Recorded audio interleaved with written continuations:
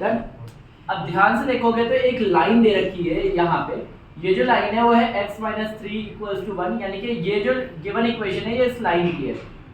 एक पॉइंट है ये रहा जो हमें गिवन है 1 2 और 1, और एक जितना ये दूर है उतना ही इससे दूर होता है इसकी इमेज, यानी कि अगर ये पॉइंट है तो ये है इमेज, जिस इमेज को हमें ढूंढना है, यानी कि a, b, c कह देता हूँ।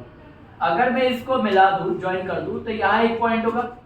इस पॉइंट को निकालने के लिए भी एक तरीका होता है कि आप पूरी इक्वेशन को किसके बराबर रखो, लैम्डा। मिरर इमेज निकालने के लिए हमें लैम्डा के बराबर रखना पड़ता है।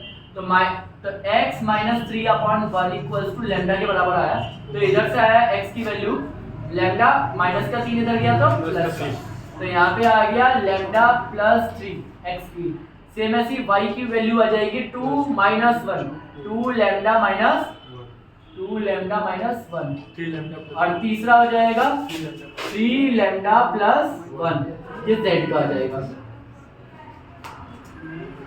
ये आ गया। अब हमें ये पता लग गया है कि इन दोनों पॉइंट से इसका जो है इसका dr नीचे होते हैं, सबको पता है ना, और इसका dr इसके dr पे 90 डिग्री होगा। रीजन, जो पॉइंट है वो हमेशा मिरर के परपेंडिकुलर, यानी कि कोई भी ऑब्जेक्ट मिरर से हमेशा परपेंडिकुलर डिस्टेंस पे होता है, जिसे प्रिंसिपल एक्सिस कहते हैं। कहीं ना कहीं प्रिंसिपल एक्सिस का ही काम कर रही है डॉट डॉट वाली, 10th क्लास में पढ़ा भी होगा तुमने। मिरर्स होती है, मिरर्स के 90 डिग्री जो लाइन होती है उसे प्रिंसिपल एक्सिस कहते हैं।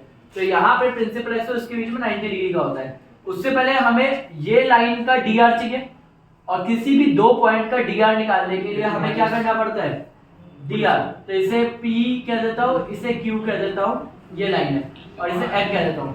तो dr ऑफ pm लाइन का होगा, तो हर कोऑर्डिनेट में से उसके बाद वाले कोऑर्डिनेट को माइनस कर देते हैं। तो लैम्डा प्लस 3 माइनस 1, फिर ऐसी होगा 2 लैम्डा माइनस 1 माइनस 2, फिर ऐसी होगा 3 लैम्डा प्लस 1, यानी कि इसमें से ये माइनस 1, ये कैंसिल हो जाएगा, यहाँ पे रहेगा तो ये हो जाएगा लैम्डा प्लस 2, ये हो जाएगा 2 लैम्डा माइनस 3, और ये वाला हो जाएगा 3 लैम्डा, ये आ जाएगा हमारा dr का। डन। अब हमें पता लग गया ये भाई साहब dr है, और दूसरा dr जो है वो ये लिखे हुए dr ऑफ लाइन के जो dr है वो 1, 2, 3, दोनों के drs क्या होते हैं, बोथ आर परपेंडिकुलर।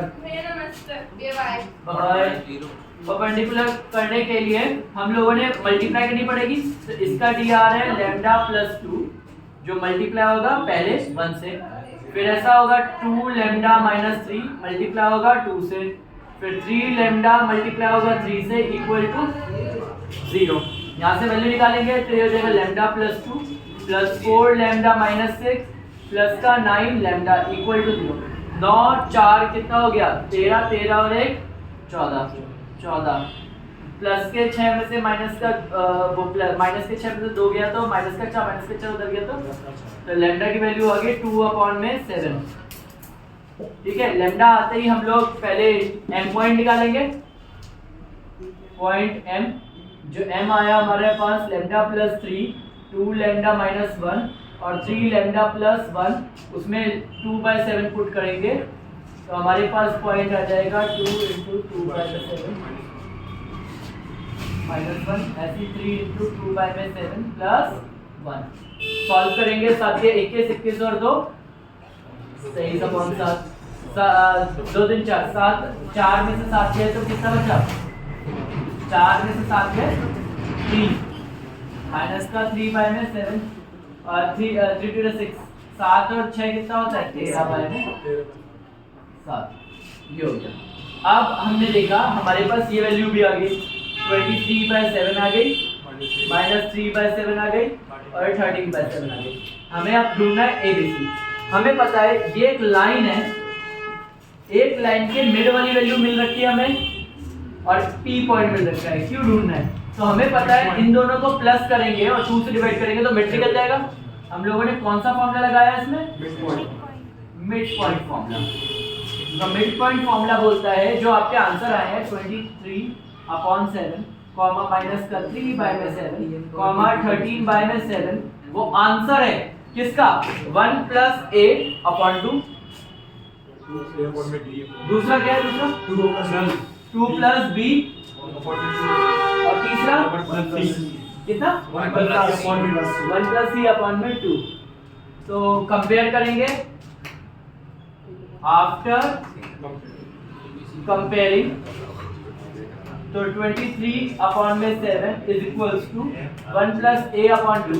23 2 जा 46, यहाँ पे आ जाएगा अपॉन में 7 1 प्लस ए, प्लस का 1 इधर गया तो 7 में से गया तो माइनस का 39 अपॉन में 7। ऐसे ही ए निकलेगा, ऐसे ही बी और ऐसे ही सॉल्व।